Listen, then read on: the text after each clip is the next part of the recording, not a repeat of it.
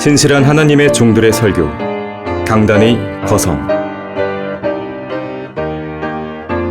누가복음 16장에 지옥에 간 부자의 이야기가 담겨 있습니다. 지옥에 간 부자의 절규. 세 가지의 절규 내용이 나오는데요. 이 시간 성경침례교회 박승용 목사의 설교로 함께합니다. 본문은 누가복음 16장 19절에서 31절입니다. 지옥에 간 부자의 절규입니다. 지옥에 간 부자의 절규. 세 가지의 절규 내용이 나와요.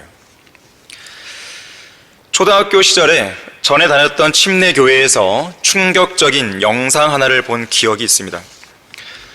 출애굽 이후 광야에서 모세와 아론에게 반역한 코라, 다단, 아비람의 무리를 알고 계시죠? 그들이 그들 밑에 있는 땅이 갈라져서 산채로 그 아래로 떨어지는 그런 영상물이었어요. 복음을 전하기 위해서 만든 것이었죠. 그 장면은 너무나 충격적이어서 35년이 넘은 지금까지도 제 머릿속에는 생생하게 남아 있습니다. 당시에 하나님께서 부여하신 영적 권위를 거역했던 바로 그 반역자들에게 사망의 문들이 열렸던 것이죠. 욥기 38장 17절에서는 사망의 문들이 내게 열렸더냐 아니면 사망의 그림자의 문들을 보았더냐라고 묻고 있어요. 고도로 과학적인 성경 말씀에 의하면 이 사망의 문들과 관련해서 땅속 지옥의 바로 문들, 지옥의 문들이 있다고 말씀하고 있습니다. 나도 너에게 말하노니 너는 베드로라. 그리고 이 반석 위에 내가 나의 교회를 세우리니 지옥의 문들이 그것을 이기지 못하리라. 자, 그런데 지옥에는 문들만 있는 게 아닙니다. 그 문들을 가로지르는 빗장들이 있어요.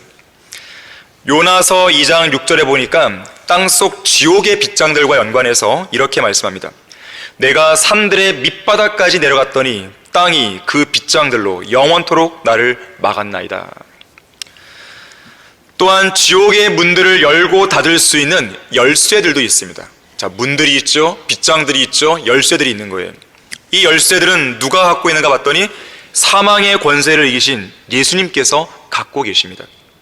나는 살아있는 자며 죽은 자였으나 보라 영원 무궁토록 살아있노라. 아멘. 또한 내가 지옥과 사망의 열쇠들을 가졌노라. 요한계시록 1장 18절 말씀이죠. 자, 우리 그리스도인들은 지옥과 사망의 열쇠들을 가지신 예수님을 우리 마음속에 믿음으로 영접한 사람들이에요.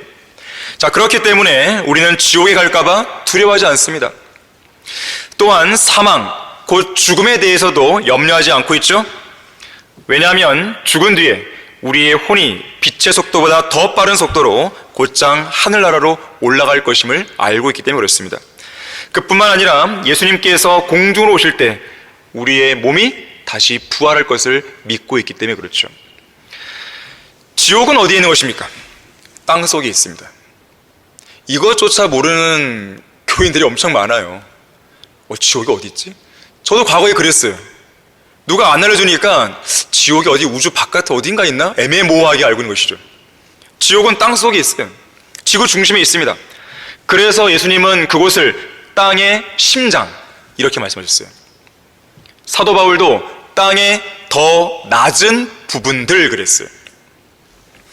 지옥을 만드신 하나님께서는 사람들이 지옥으로 파고 들어간다 할지라도 내 손이 거기서 그들을 끌어낼 것이라고 아모스 9장 2절에서 말씀합니다. 지구의 중심까지 땅을 파 들어가는 일은 현실적으로 불가능해요. 근데 만약에 가능하다고 했을 때 그렇게 파고 또 파서 들어가다 보면 결국 다다르게 될 장소는 지옥의 문입니다. 한번 지옥의 문이 열려서 그 안으로 던져지고 나면 그 죄인들은 그곳 지옥에서 머물게 되는데 머무는 기간은 영원입니다. 물론 백보자 심판 때 잠시 지옥에서 풀려나는 순간이 있겠죠. 하지만 그것은 결국 뭡니까? 불못으로, 영원한 불못으로 옮겨지기 위한 잠깐의 방면 아닌 방면이 되는 것이죠. 17세기 영국의 청교도 설교자 토마스 브룩스는 이렇게 말했습니다. 하나님께서 하늘나라에서 영원히 사시는 것만큼 믿지 않는 죄인들도 지옥에서 오래오래 영원토록 살 것이다. 이렇듯 지옥에서 머무는 기간은 영원이에요. 그런데 지옥으로 떨어지는 속도는 순식간입니다. 어떤 구원받지 않은 죄인이 그리스도인에게 물었어요. 지옥이 얼마나 멀죠? 그러자 이렇게 말했다고 합니다. 한 걸음이면 갑니다. 오늘은 이곳, 내일은 지옥. 이런 식의 빠르기라고 러크만 목사님은 이야기했어요. 사실 그것도 너무 느린 속도예요. 어쩌면 지금은 이곳, 방금까지 있었는데 없네. 이런 식의 빠르기예요. 언제 지옥으로 떨어질지 모르는 거예요. 그야말로 살 얼음판을 딛고 있는 것과 똑같아요. 죄인들은. 러크만 목사님이 밥존스 대학교에 다니던 시절에요, 당시 구원받은 지 6개월밖에 안 되었을 무렵인데요, 그때 학장인 밥존스 시니어 목사님, 그때 아마 나이가 55세에서 60세 이 정도였어요. 한창 전성기입니다. 키가 195cm, 몸무게가 130kg, 이런 거구의 몸으로 이 강단 위를 쿵쿵거리며 걸어다니고 큰 주먹으로 이 강대상을 쾅쾅 내리치면서 설교를 했는데요, 이런 말을 했어요. 학생 여러분, 세상에서 제일 무서운 소리가 뭔지 아십니까? 죄인들의 혼이 땅속 100만 킬로미터 아래의 지옥으로 떨어지면서 아멘 하고 외치는 소리입니다. 이렇게 사자처럼 포효했다 그래요. 그 맹수의 포효가 얼마나 무시무시했는지 러크만 목사님은 구원받은 확신이 분명하게 있었음에도 머리가 쭈뼛쭈뼛 서는 것 같았고, 정말로 내가 구원받는가? 라고 스스로 물어봤다 그래요. 자, 지옥은 실제로 존재하는 고통의 장소입니다. 첫 번째로, 부자는 자신이 불꽃 가운데서 고통받고 있다고 절규하고 있었습니다.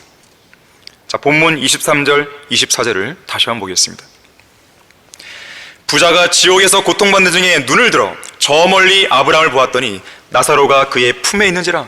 그가 소리질러 말하기를, 아버지 아브라함이여, 저를 불쌍히 여기셔서 나사로를 보내시어 그가 자기 손가락 끝에 물을 적셔 내 혀를 식히게 하소서. 내가 이 불꽃 가운데서 고통을 받고 있나이다라고 하니. 첫 번째 절규입니다. 우선 여러분은 이 부자와 나사로 이야기가 비유가 아니라 실화라는 점을 직시해야 됩니다. 실제 사실에 관한 이야기지 결코 비유가 아니에요. 세 가지 이유를 말씀드리겠습니다. 첫 번째는, 예수님께서 이 이야기를 말씀하시면서 비유라고 안 했어요. 보통 비유를 말씀하실 때는요, 이런 비유를 말씀하시더라, 내지는 비유로 말씀하시기를, 이런 표현들이 앞에 나오게 됩니다. 설령 없다 하더라도요, 비유임을 알 수 있는 전후 문맥들이 나오게 돼 있어요. 하지만 여기에는 그런 언급이 일치 없죠. 있는 그대로의 사실만 딱 이야기한 거예요. 두 번째, 보통 비유를 말씀하실 때는요, 비유를 말씀하신 다음에 그 이어지는 내용에서 혹은 앞에서 이와 연관된 교리나 영적인 교훈들을 무언가 설명이 나와요. 자, 그런데 오늘 본문을 보십시오. 19절 앞이나 그리고 31절 뒤나 이 사건과 연관된 어떤 영적 교훈이나 교리가 언급이 안 되잖아요. 이것 자체가 사실이란 뜻입니다. 세 번째, 가장 강력한 이유가 되는데, 실제 이름들이 거론되고 있다는 거예요. 비유라면 그럴 수가 없죠. 보통 비유라면 어때요? 어떤 사람, 물론 부자는 이름이 안 나와 있어요. 하지만 나사로, 아브라함, 모세, 이런 실명들이 등장하잖아요. 자, 이렇듯 오늘 설교 본문은 실제 모습, 있는 그대로의 생생한 지옥 현장을 이미 녹화된 중계 화면으로 가감없이 보여주고 있습니다. 어린아이, 임산부, 노약자, 심장이 약한 사람들을 위해 삭제된 장면이나 삐 소리로 대체된 대화 내용은 단 한 가지도 없어요. 보기 불편하고 듣기 거북하다는 죄인들의 불평불만이 듣기 싫어서 걸러냈다든지 필터링한 내용은 전혀 없습니다. 반역과 저주를 상징하는 숫자 13, 지금 우리가 읽은 구절 수가 13개의 구절이에요. 이 13개의 구절을 통해서 지옥의 모습을 문자 그대로 아주 생생하게 보여주고 있고, 지옥의 냄새를 풍기고 있고, 지옥의 소리를 들려주고 있고, 지옥의 고통을 느끼게 해주는 등 인간의 오감을 총체적으로 자극하는, 요즘엔 3D도 아니죠, 4D 상영 시스템으로 아주 현장감 있게 지옥의 현실을 지금 전달해주고 있는 것입니다. 심각하게 보셔야 돼요. 이 현장의 모습은 공포 그 자체입니다. 생각해 보십시오. 자신의 몸을 떠난 어떤 죄인의 혼이 지옥불 한가운데로 쾅 하고 떨어졌을 때 그 죄인이 지옥에서 직면하게 될 공포란, 이거는 설명이 안 되는 거예요. 상상 이상의 공포 그 자체입니다. 주위 사면이 온통 괴로움과 고통 속에 울부짖는 비명소리뿐이고, 불에 타는 유황 냄새로 인한 썩은 계란 냄새와 역겨운 악취가 코를 찌르고, 그 순간 태양의 표면 온도보다 더 뜨거운 열기로 자신의 얼굴이 화끈 달아오르더니 그 혼에 뚫려있는 구멍들, 눈이나 코나 귀나 입 등에서 불길이 세차게 뿜어져 나오고 그의 혼은 지글지글 소리를 내며 갈라지는 것이죠. 살이 타고 뼈가 부서지는 듯한 통증으로 미친 듯이 불길 속에 몸부림치며 뒹굴고 온몸이 뒤틀리는 경련이 일어날 때 미쳐버릴 것 같은 것이죠. 근데 더 미칠 것 같은 것은 뭔지 아십니까? 죽고 싶어도 못 죽는 거예요. 그때 그는 한 가지 끔찍한 현실을 깨닫습니다.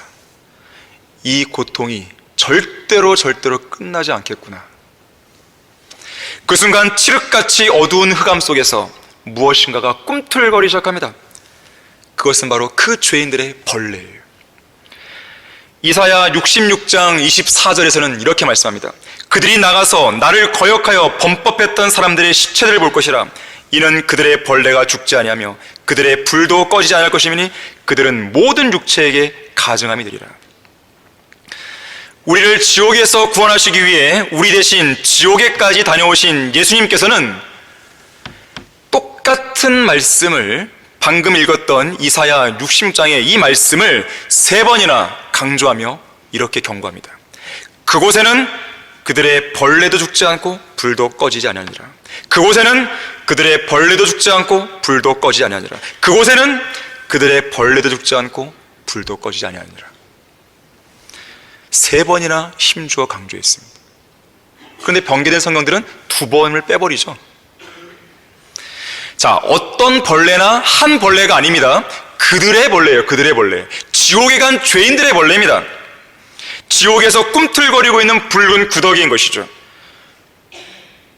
죄인들의 아비가 누구예요? 사탄 아니에요. 사탄은 옛 뱀이죠. 옛 뱀의 후손들처럼 구원받지 않은 죄인들은 영원한 불못에서 꿈틀거리는 벌레의 모습이 될 것입니다. 이 땅에는 지각이 있죠. 지각. 육지에도 지각이 있고 해양에도 지각이 있어요. 육지의 지각은 육지의 지각보다는 이 해양 쪽 바다의 지각이 더 얇습니다. 육지의 지각은 평균적으로 두께가 35km라고 그래요. 다시 말하자면 35km를 파고 들어가면 그 뜨거운 불의 가장자리에 만나게 되는 것이죠. 가장자리를. 반면에 해양 지각은요, 바다의 지각 두께는 육지보다 얇아서 평균 5km입니다. 그래서 5km 정도만 내려가도 그 뜨거운 불에 만나는 것이죠. 수십 년 전에 과학자들이 깊은 바다 밑바닥에 갈라진 틈에서 뜨거운 불이 방출되는 장면을 목격했습니다. 그런데 불이 솟구쳐 나오는 그 분출구 주변에서 그들이 무엇을 발견했는지 아십니까? 벌레였어요. 8개의 기다란 발이 달린 벌레들이었습니다. 조셉 웰리스라는 사람이 쓴 책 깊은 바다라는 책이 있어요. 이 책에 보니까 이런 내용이 있습니다. 아마도 최근에 발견된 해양 생물 중에서 가장 독특한 것은 거대한 관을 지닌 벌레인 리프티아이다. 길이가 2m 40cm 넘는 이 벌레들은 깊은 바닷속 분화구 근처에만 존재한다. 이처럼 그들의 벌레가 꿈틀거리며 나타날 때 죄인들은 소스라치게 놀라겠죠. 그게 진화인가요? 다윈은 진화를 얘기하잖아요. 아마 지금 다윈은 이 지옥불에서 좀 고통받으면서도 이거는 뜨거운 게 아니야, 곧 진화될 거야, 괜찮아질 거야, 아마 이러고 있을 것입니다. 그런데 인간이 그 몸을 잃자 지옥에 혼이 들어가자 어떻게 되는 거예요? 벌레처럼 돼버리는 거예요. 이건 진화가 아니죠. 퇴보죠, 퇴보. 그렇게 벌레가 된 죄인들 소스라치게 놀라면서요, 자기가 태어난 날을 저주하기 시작합니다. 내가 태어난 날과 사내 아이를 배웠다고 말했던 그 밤이 없었다면 어찌하여 내가 태에서 죽어 나오지 않았던가? 어찌하여 내가 배에서 나왔을 때 숨을 거두지 않았는가? 그러다가 성이 안 차면요, 불길 가운데 피어오르는 연기 속으로 왜 나에게 지옥에 대해 경고해 주지 않았냐고, 하나님은 내가 지옥 가는 것에 대해서 관심조차 없었냐고 하나님을 향해 항변하면서 하나님을 저주해 봅니다. 하지만 그 순간 무언가 한 장면이 떠오르죠.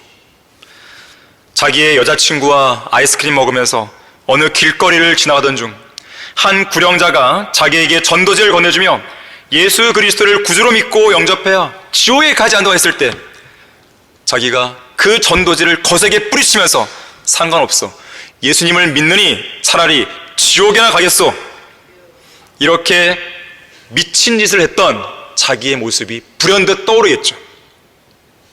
그러면 또다시 하나님께 불평하던 걸 멈추고 자기 자신을 저주하고 또 저주하겠죠. 이런 일들이 계속 반복되는 것입니다. 예수 그리스도를 믿고 구원받을 수 있는 기회를 스스로 뿌리치거나 뒤로 미루는 것만큼 미친 짓도 없습니다. 미국의 억만장자 40명 가운데 하나인 테드 터너라는 사람이요, 한 인터뷰에서 이렇게 말했어요. 나는 죽어서 지옥에 던져지기를 기다립니다. 내가 속한 곳이 바로 지옥이니까요. 미친 사람이에요. 미친 사람이에요. 그런데요, 그것만 미친 게 아닙니다. 이런 억마장자처럼 그런 말을 안 했다 할지라도요, 어떤 죄인이 예수 그리스도의 보혈을 믿지 않았다면 똑같은 사람이에요.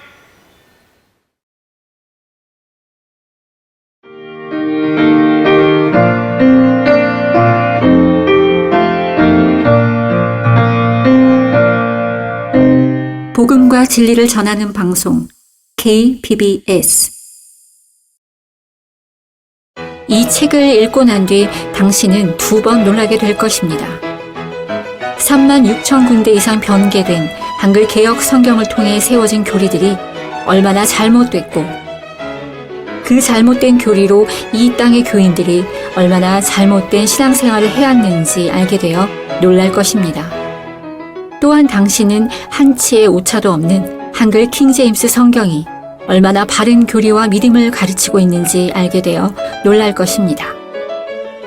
바른 성경으로 바른 교리를 정립하도록 돕는 최고의 안내서, 바른 성경, 바른 교리. 작은 성경. 총 1189장, 66권의 성경을 포켓용으로 가지고 다닐 수 있다면 550g의 포켓용 사이즈로 제작되어 휴대가 매우 간편한 한글 킹제임스 성경, 작은 성경. 언제 어디서나 하나님의 말씀을 공부하고 읽고 주 예수 그리스도의 복음을 전하는 데 효과적으로 사용할 수 있는 내 안의 성경입니다. 이 책들은 말씀 보존학회 온라인 서점 또는 서울 전화 2665-3743을 통해 구입할 수 있습니다. 말씀 보존학회는 한글 킹제임스 성경에 기초한 진리의 서적만을 출간합니다.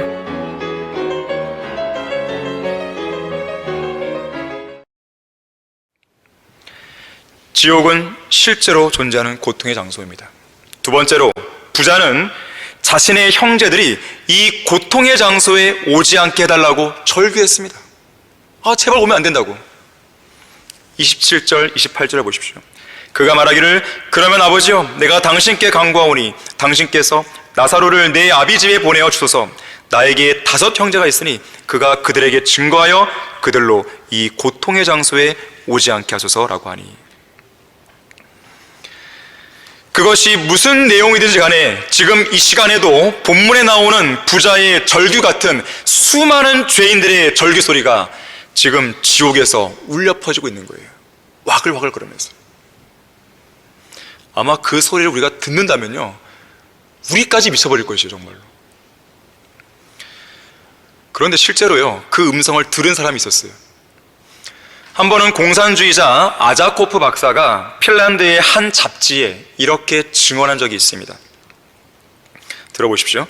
저는 공산주의자로서 하늘나라나 성경에 대해 믿지 않습니다. 그러나 과학자로서 지옥을 믿게 되었습니다. 말할 것도 없이 그 사실을 발견했을 땐 충격 그 자체였습니다.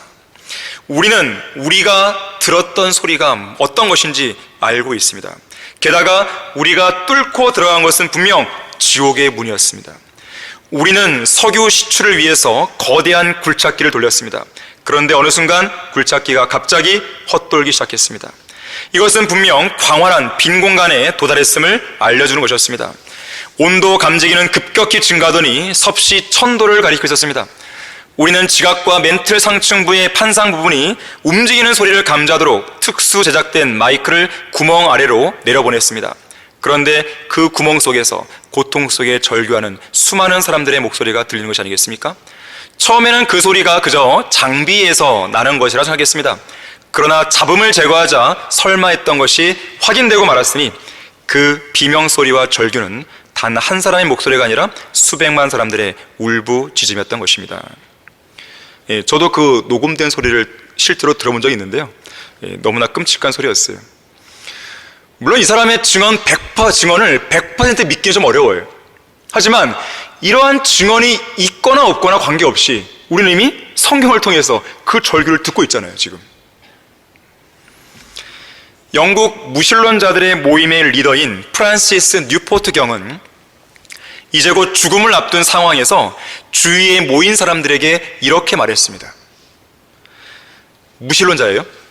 나에게 하나님이 없다고 말하지 말라. 나는 지금 그분이 살아 계시다는 사실과 나를 향해 분노하고 계시는 그분 앞에 내가 지금 서 있다는 것을 분명하게 느끼고 있으니까. 지옥이 없다고도 말하지 말라. 벌써 나의 혼이 그 불길 속으로 들어가는 것을 느끼고 있으니까. 가엾은 사람들아, 나에게 희망이 남아있다고 말하는 것을 그만두라. 왜냐하면 나는 영원히 가망이 없다는 것을 알고 있으니까. 이 말을 끝으로 그는 죽었다 그래요.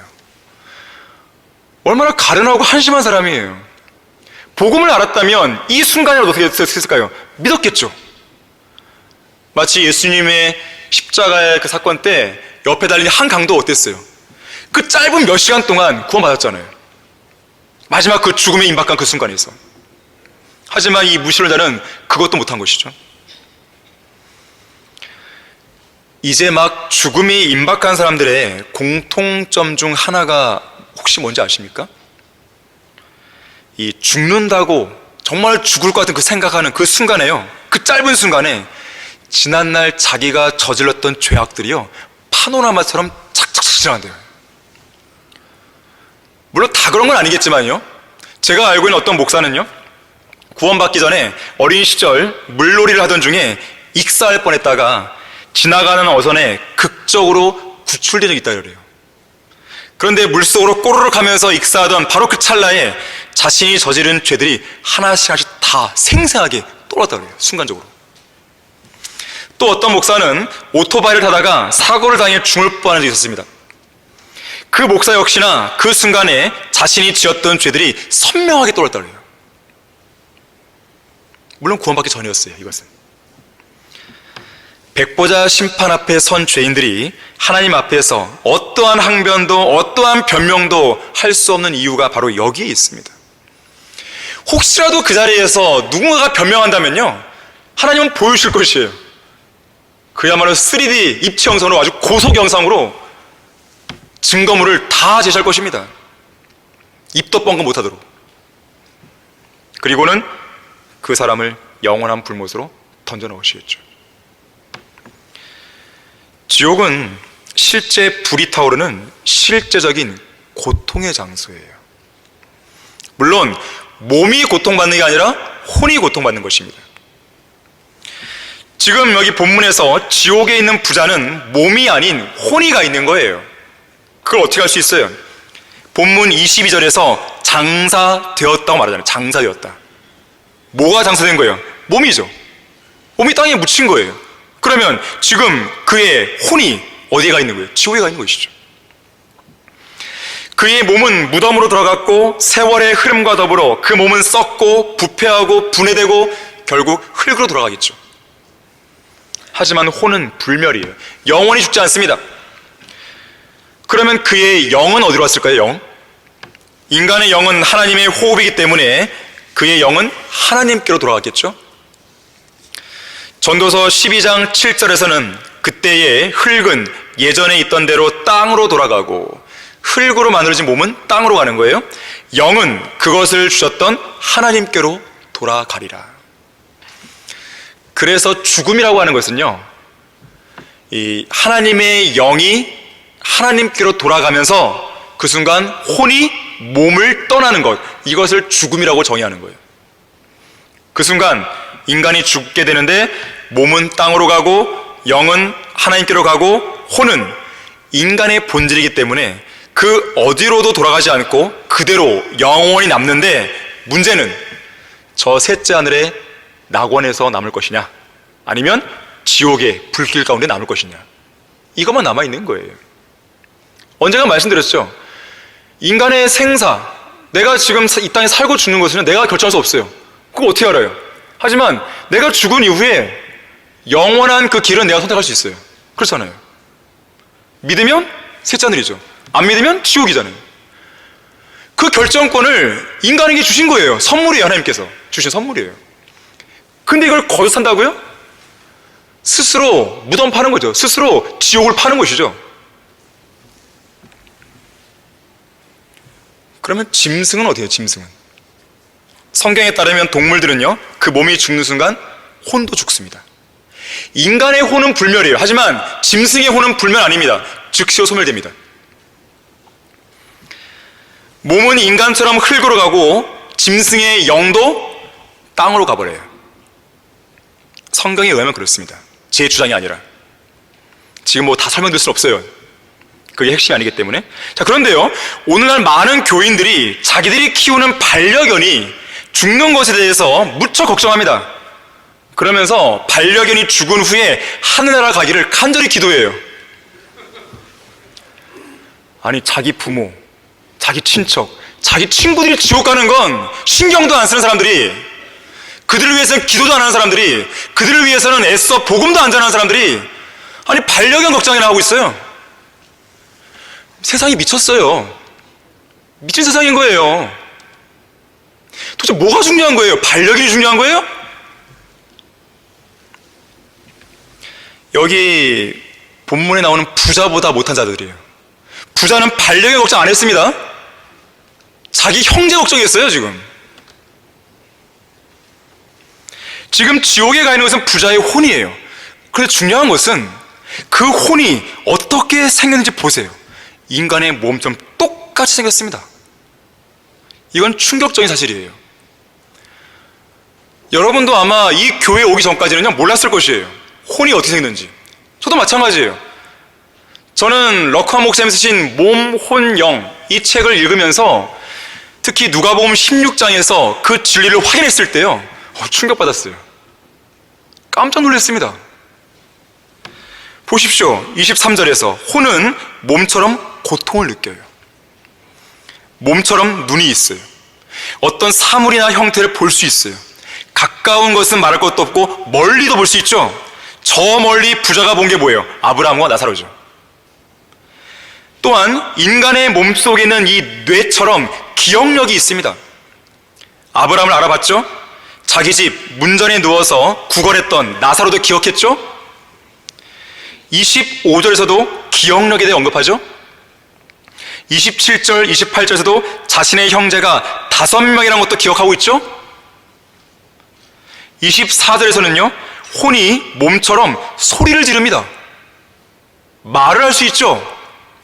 소리를 낼 수 있다는 것은 발성기관이 있다는 뜻이죠. 발성기관은 성대, 목젖, 입천장, 이, 잇몸, 혀가 바로 발성기관들입니다. 이처럼 혼이 소리질러 말했다는 것은 발성기관을 모두 갖추고 있다는 뜻이에요. 또 24절 중반부에서요, 혼은 몸처럼 손가락이 있습니다. 그 손가락으로 물을 적실 만큼 무언가를 접촉할 수 있는 촉감도 있어요. 이 혼이. 혀도 갖고 있죠. 요한계시록 6장 11절에 의하면 이 혼은 옷도 입어요. 옷을 입을 수 있어요. 그만큼 몸의 형태를 갖고 있기 때문에 옷을 입을 수 있는 것이죠. 다시 말하자면 여러분은 지금 비유를 보는 게 아니에요.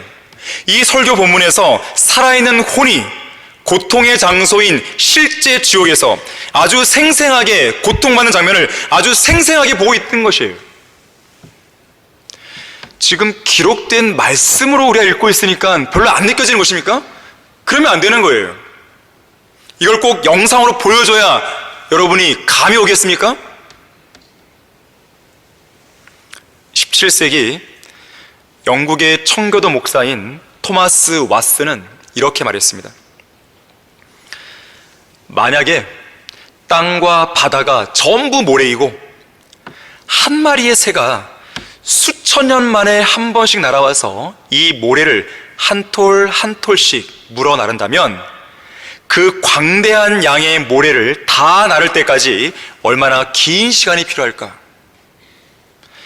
만약 이 시간 동안 죄인들이 지옥에 있어야 한다면 어떻게 되는 것인가? 그래도요, 그런 경우라면요, 언젠가는 멈출 거 아니겠어요? 그래도 일말의 어떤 희망을 기를 수 있죠. 하지만 성경은 뭐라 그래요? 영원이에요. 이런 일말의 기도도 안 되는 거예요. 그래서 이 목사는 말하기를 바로 그 영원히, 이 단어가 죄인들의 가슴을 갈갈이 찢어놓고 있는 것이다. 그만큼 지옥은 고통스러운 장소입니다. 여러분들은 결국 지옥에 대해 이야기할 때요, 웃으면 안 돼요. 지옥은 고통스러운 진리예요. 우리가 구령이나 거리설교 할 때요, 지옥에 대해 선포하잖아요. 우리 가운데 뭐 웃으면서 막 지옥 선포하나요? 그런 사람 없습니다. 그건 미친 사람이죠. 우리라고 해서 뭐 지옥을 설교하고 싶나요? 우리도 싫어요. 사람들도 싫어하잖아요. 우리도 싫어요. 그런데 우리는 전해야 돼요. 왜? 우리가 지금 안전하면 내가 전하지 않음으로써 구원받지 못한 그 죄인이 백보자 심판에 서는 것을 내가 보게 되는 거예요. 그게 더 싫은 거죠. 그게 더 끔찍한 거죠. 그게 더 비참한 것이죠. 그게 더 고통스러운 것입니다. 그래서 우리는 고통스러운 진리를 전하는 거예요. 그런데 오늘날 이 지옥에 대해서요, 아주 장난처럼 이해하는 사람들이 있어요. 세상 목사들입니다. 극동방송의 김정한 목사는요, 어떤 설교에서 지옥에 관해서 장난치듯이 이렇게 말한 적이 있어요. 그래서 한번 어떤 기사가 나온 적이 있어요. 이렇게 말합니다. 성경에 누구든지 생명책에 기록되지 못한 자는 불못에 던지우리라 했는데 이것은 지옥에 던진다는 얘기입니다. 여기서 생명책이 뭐냐 하면 예수 믿는 사람들 이름이 거기에 등재되어 있습니다. 그 장로 중에 우 장로가 있나 봐요. 우 누구누구 장로님의 이름은 생명책에 있을 거고요. 하지만 정 누구누구 장로님의 이름은 생명책에 이름이 없을 것 같으니까 한번 확인해 봐요. 뭐 이런 식으로 농담한 거예요. 지옥이 장난인가요? 정광훈 목사 마찬가지예요. 그는 뭐라고 그러냐면 선교 카드를 만들지 않으면, 선교 카드를 만들지 않는 그 사람 내가 생명책에서 지워버리겠어. 장난이에요? 자기가 뭐 하나님이에요? 형편없는 목사들입니다. 이런 자들을 향해 경고하듯이 D.L. 무디가 뭐라고 그랬냐면요, 만일 우리가 지옥을 설교해야 한다면 눈물이 없는 마른 눈으로는 절대 설교하지 못할 것이다. 지옥은 실제로 존재하는 고통의 장소입니다. 마지막 세 번째로 부자는요, 죽었다가 살아난 누군가가 자기 형제들에게 말해주면 그들이 회개할 것이라고 절규했어요. 30절, 31절이죠. 그러자 그가 말하기를 아니옵니다. 아버지 아브라함이여, 만일 누군가가 죽은 자들로부터 그들에게 가면 그들이 회개하리다 라고 하니 아브라함이 그에게 말하기를 만일 그들이 모세와 선자들의 말을 듣지 않는다면 비록 누가 죽은 자들로부터 살아난다 해도 그들을 설득할 수 없을 것이니라 하니라고 하시니라. 미국의 복음 전도자 샘 존스가 남북 전쟁 당시에 어떤 청년이 겪은 사건을 들려준 적이 있습니다. 그 젊은 청년의 형이 전쟁에서 심한 부상을 입었고 다리를 절단하게 됐는데 이 괴사가 일어났어요. 그러면서 앞으로 살 날이 얼마 남지 않게 되었습니다. 이 형은 임시 막사 안에 응급으로 마련된 병상에서 죽어가고 있었고 엎친 데 덮친 격으로 너무나 추운 겨울이어서 몇 개 안 남은 장작불로 몸의 온기를 겨우 유지해야 했습니다. 이 젊은 청년은 부상을 당한 자기 형에게 찾아왔어요. 이 형은 아직 구원받지 못했기 때문에 그렇습니다. 그래서 구원을 받아야 한다고 형에게 말했어요. 하지만 형은 나 지금 너무 아파, 너무 힘들어, 지금 말할 수 없어, 나중에 얘기하자, 나중에. 그러면서 다음으로 미뤘습니다. 그 다음 날도 예수님을 믿으라고 강권했어요. 하지만 여전히 형은 나 아직 준비 안 됐어, 시간을 조금만 더 줘, 미적거렸어요. 그러던 중에 그날 밤 그 청년은 형 옆에서 잠을 자다가 꿈을 꿨습니다. 한밤중이었고 누워있던 형의 입에서 혼이 나오는 모습이 보였어요, 꿈에서. 그리고 그 혼이 방을 마구 뛰어다니면서 숨을 곳을 찾더니 난로 옆에 있는 장작더미 위에 숨었습니다. 곧바로 크고 검은 물체가 나타나더니 담요를 들추고 물건을 들어 아래를 살폈어요. 그 존재는 사탄이었고 형의 혼을 찾는 중이었습니다. 구석구석 샅샅이 뒤지던 사탄이 난로 근처 장작더미로 향했습니다. 꿈에서 그 상황을 지켜보던 그 젊은 청년은 갑자기 끔찍한 비명을 들었어요. 그와 동시에 바로 그 형의 혼이 장작더미 뒤에서 나와 문으로 뛰쳐나갔고 사탄도 쫓아나갔어요. 5초 정도 지나자 바깥 어둠 속에서 다시 무서운 비명이 들렸고 곧바로 정적이 흘렸습니다. 그리고 그 청년이 잠에서 깼어요. 깨어보니 형이 입을 벌린 채 죽어 있었습니다. 실제로 정확하게 무슨 일이 일어나는지 우리는 알 수 없어요. 하지만 분명한 것은 그 청년의 형은 그날 밤 순식간에 지옥으로 갔다는 것이죠. 자, 그렇다면 본문의 부자는 왜 지옥 갔을까요? 부자라서 지옥 간 것입니까? 그렇지 않습니다. 예수님을 믿지 않아서 지옥 갔습니까? 그렇지 않아요. 왜냐하면 본문 29절에 모세와 선지자들, 이 표현을 보건대 이 사건이 일어난 시대는 교회 시대가 아니에요. 율법 시대죠. 율법 시대임을 감안하면 이 부자는 율법에 따라 행하지 않은 거죠. 특히 이웃 사랑을, 즉 가난한 이웃을 돌보지 않은 거예요. 우리 다 같이 신명기 15장 7절에서 11절을 보겠습니다. 신명기 15장 7절에서 11절 보시면 부자가 지옥에 간 원인을 알 수 있는 구절이 나오고 있어요. 7절에서 주 너희 하나님께서 내게 주시는 땅에 있는 너의 어떤 성문들 안에 너희 가운데 내 형제들 중 한 가난한 사람이 있거든 너는 내 마음을 완악하게 하지 말고 내 가난한 형제로부터 손을 움켜쥐지 말고 내 손을 그에게 크게 벌려서 그가 원하는 만큼 그의 필요를 충족하도록 반드시 꾸어줄지니라. 내 악한 마음에 이런 생각을 지니지 않도록 유의하라. 즉 말하기를 일곱째 해 즉 면제해가 가까웠다 하고 가난한 내 형제를 향하여 내 악한 눈을 뜨고 내가 그에게 아무것도 주지 아니하면 그가 너에 대해 주께 부르짖으리니 그것이 내게 죄가 되니라. 너는 반드시 그에게 줄지니 내가 그에게 줄 때에는 내 마음에 슬퍼하지 말지니라. 그리하면 주 너희 하나님께서 내 모든 일과 내가 내 손을 대는 모든 일에 너에게 복 주시리라. 가난한 자가 그 땅에서 결코 그치지 아니할 것이므로 내가 네게 명하여 말하노니 너는 내 땅에서 내 형제와 내 가난한 자와 내 궁핍한 자에게 내 손을 넓게 펼치니라. 자, 여기 지금 9절 말씀에서 보듯이 마땅히 돌보아야 할 가난한 형제를 돌보지 않은 바로 그 죄. 누가복음 16장에 가면 자기 집 문전에 누워서 구걸하는 그 가난한 형제 나사로, 그 나사로를 돌아보지 않은 그 죄로 인해서 누가복음 16장의 부자는 지옥에 갔다고 볼 수 있는 것이죠. 그러나 이웃 사랑과 같은 그런 행위가 아니라 오직 믿음으로 구원받는 이 교회 시대에는 예수 그리스도를 믿지 않는 그 죄 때문에 지옥에 가는 것이에요. 러커만 목사님이요, 이 갈보리 십자가 주변만 어슬렁어슬렁 거리다가 지옥으로 가는 데는 3가지 방법이 있다고 그랬어요. 첫 번째 방법은 갈보리 십자가 사건은 하나님과 아무 상관이 없으며 예수 그리스도는 그저 자신의 신념을 고집하다가 불필요하게 순교당했다고 믿는 것, 이렇게 믿는 사람들이 있어요. 두 번째, 사고와 재앙은 누구에게나 우연히 일어날 수 있어 우리는 선으로 악을 물리쳐야 해, 우리의 힘은 우리 스스로를 구원할 수 있어 라고 믿는 사람들이에요.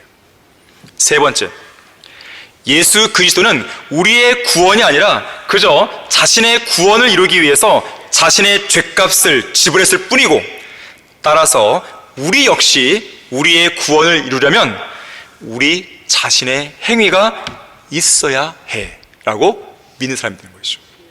대부분 다 여기에 다 들어와요.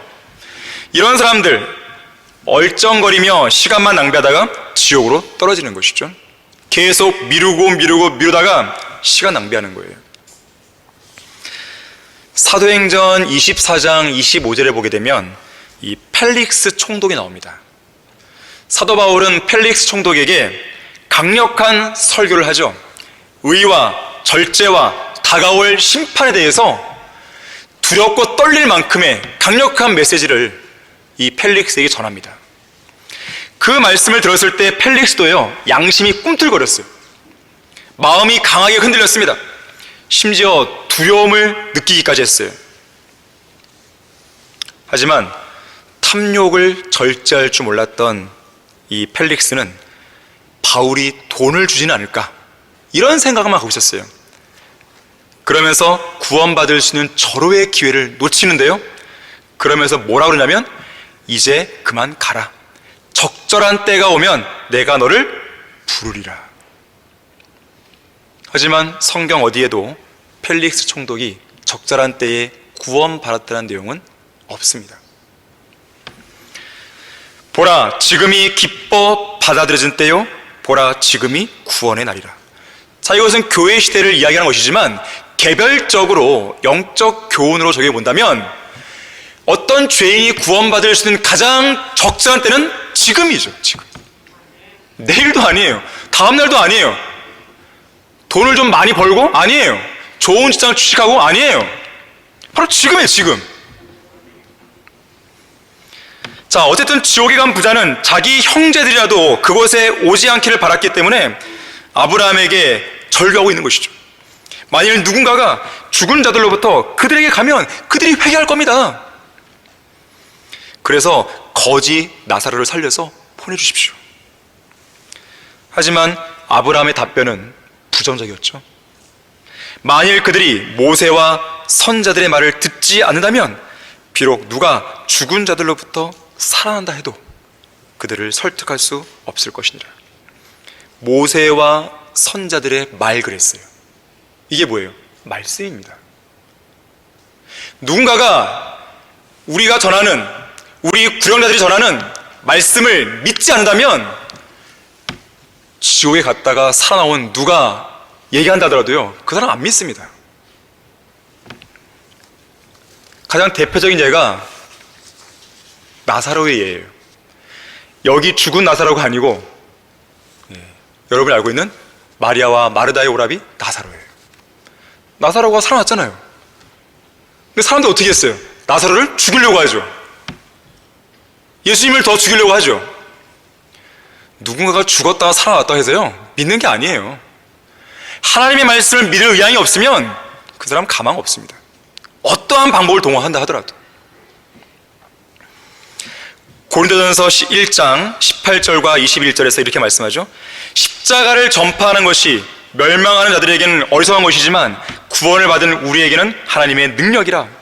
하나님의 지혜에 있어서는 세상이 그 지혜로 하나님을 알지 못하였기에 하나님께서 복음 전파에 어리석음으로 믿는 자들을 구원하기를 기뻐하시다 그랬습니다. 이 복음 전파를 믿지 않으면, 우리가 전파하는 십자가를 믿지 않으면 그 사람은요 어떠한 뭘 동원한다 하더라도 믿지 못해요. 희망이 없는 것이죠. 결론을 맺겠습니다. 17세기에 영국에서 사역했던 조지 허버트가 말하기를 지옥은 훌륭한 변명과 핑계와 소원으로 가득한 곳이다 그랬어요. 지옥에 간 죄인들이 막 절규할 텐데요, 그 중에 어떤 절규들이냐면 변명거리예요. 변명거리. 난 여기 올 사람이 아닌데, 난 아닌데.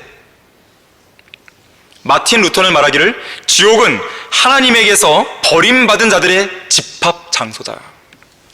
빌리 썬데이는 말하기를 지옥은 마귀가 자기의 추종자들에게 베푸는 최고의 배려이다 그랬어요. 어떤 사람은 말하기를요, 지옥은 하나님의 공의요, 하늘나라는 그분의 사랑이며 세상은 그분의 오래 참으심이다.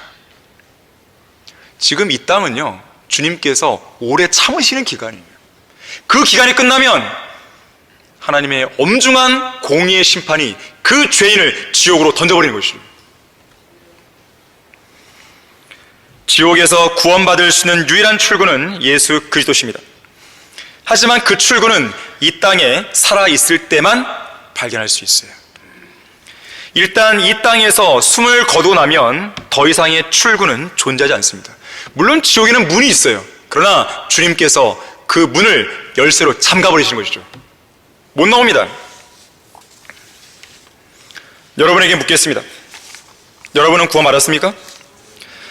저는 1982년 초등학교 1학년 8살 때 전에 다니던 침례교회의 주일학교 교사로부터 복음을 들었어요.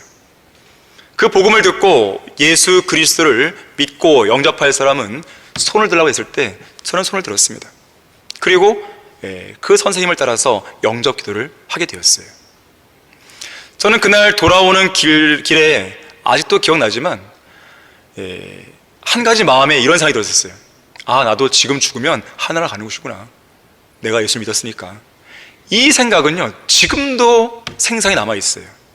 오래전 이야기는 할지라도.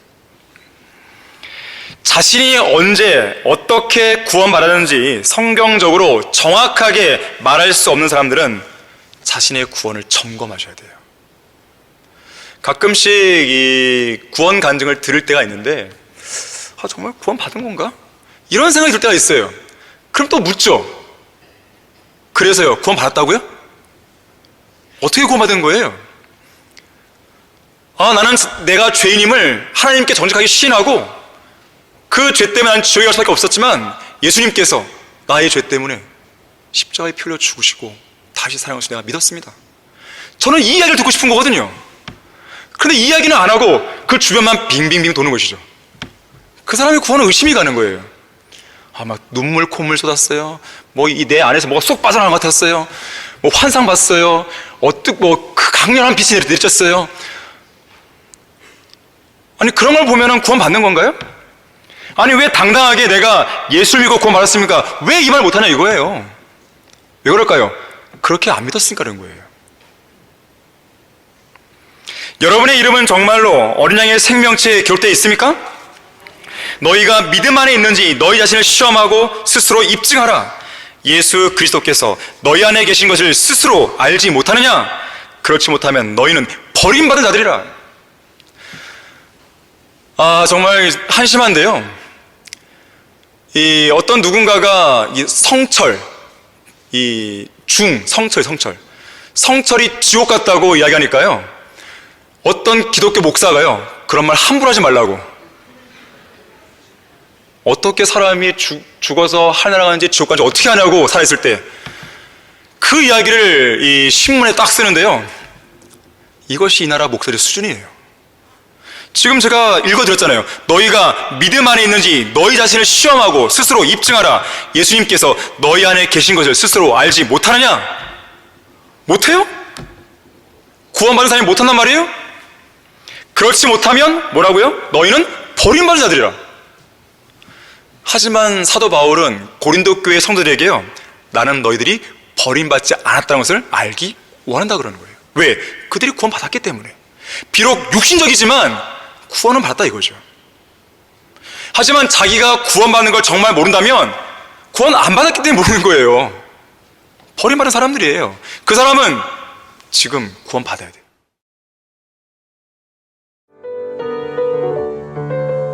이상 강단의 거성을 마치겠습니다.